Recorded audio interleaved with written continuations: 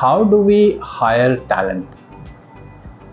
Talent shortage or talent blindness, if we were to use the term, is a very rampant activity. It's not that talent is not available in the market.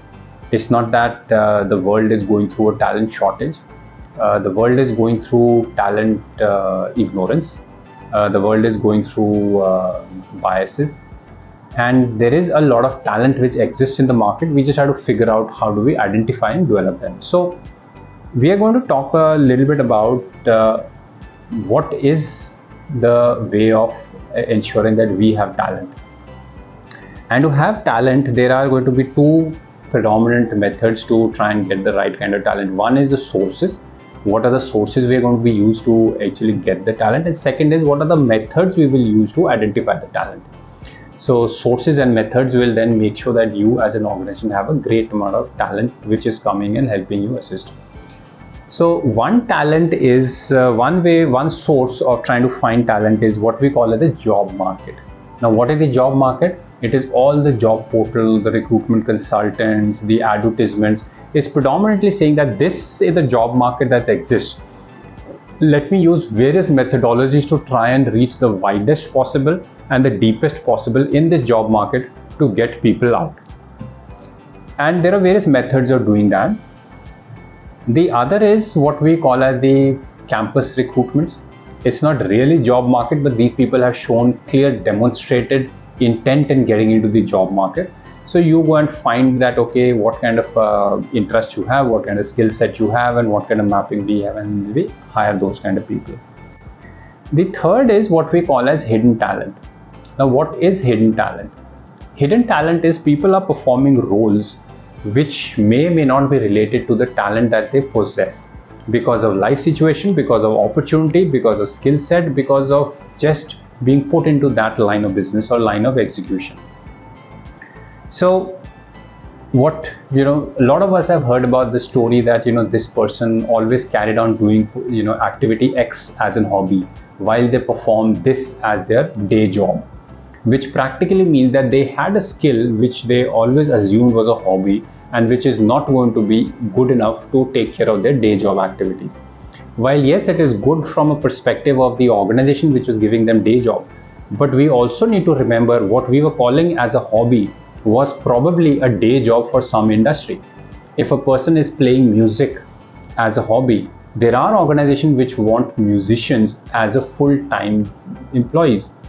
So for that organization which is looking for talented musicians, maybe if they started looking at people outside of the music domain and trying to get into areas where they can find people who may be performing roles today that are totally irrelevant to the role that you are looking for, and therefore you could tap into this hidden talent market. Okay. We also then get into the fourth method, which is called as knowledge searching. What is knowledge searching? Knowledge searching is a very, very important aspect which has started demonstrating for the last 2 to 3 years. That basically means irrespective of what level the person is in, irrespective of what role that they are performing, what domain they are, from what gender they are, which country, locality, wherever they are, they would possess a lot of knowledge in the kind of work that you have. We don't specifically call it talent, we call it knowledge, because they would have acquired so much of knowledge because they are not working on that, they are not doing any activity in relation to what it is, which means they possess the knowledge somewhat similar to what a campus person does. When you go and hire somebody from campus, they do not demonstrate any talent because they have not done anything. They have just learned and acquired knowledge. So knowledge searching means individuals who are open in the open market, whether sitting at home, whether doing online trainings, whether observing people and having just acquired the knowledge. So they are people who are, if I were to use the word, self-acquired campus students. So they have created themselves as a campus, they have learned their own knowledge, they have their own degree equivalent knowledges, not a stamped degree, but they have the knowledge. So you've got these kind of four sources. Once you're clear that I'm going to be putting these sources and you have a HR strategy which says how do I tap into these sources, then you start working on the methods that you will use. The very important or a very rampantly used method, at least for the job market hiring, is what we call as the interviews, the case study, the role plays.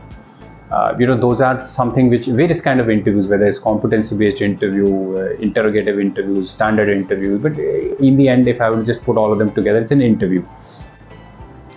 When you try and look at people who are not from the job market, you try and get into other things which are demonstrating sessions. When you ask people to demonstrate the skills that they have, especially the example we gave of the musician, somebody who's doing hobby and now wants to become a permanent employee in a music company. So you would ask demonstration of the skills, show their demonstration of the skills. When we do campus hiring or knowledge searching kind of sources, then we are not so much interested in looking at skills or demonstration or interviewing technique. Then you're more interested in doing solutioning. What does solutioning mean? Solutioning means that you try to understand what kind of ideation they can bring on, what kind of ideas they can bring about, what kind of knowledge ability do they have, what kind of thought process they have in terms of being able to solve a situation we give, even if it's purely academic. You need to make sure you can, as an organization, train them how to transfer their knowledge from academic knowledge to practical implementable knowledge. What this particularly means that we have to get rid of the thought process of shortcut recruitment. What does shortcut recruitment mean? The plug and play model. The plug and play model is nothing but finding somebody who's doing a similar job in a similar industry, get them over here and expect them to start delivering. That's the reason the industry works and the economy today works with as high as 50% hiring errors. Okay. As an organization, if you're having anything more than 10% hiring errors, you've got something which is really not working. Okay. That's a very reasonable 10% hiring errors are human, and that would end up happening. If you are less than that, that's a very nice thing. You should be applauding yourself and the HR team for that. And your systems and processes should be able to build on the sources of hiring as well as methods of hiring to be able to really reach the talent that is available in the market. Whether you talk about the Indian economy or the global economy, there are enough people who have a lot of talent, specifically because of the acquiring knowledge is today free, and it is so easy for anybody to acquire knowledge at any age that talent is available everywhere. It's just that you need to be able to professional enough, smart enough and creative enough to find the talent and then ensure that they can contribute to your organization's objectives.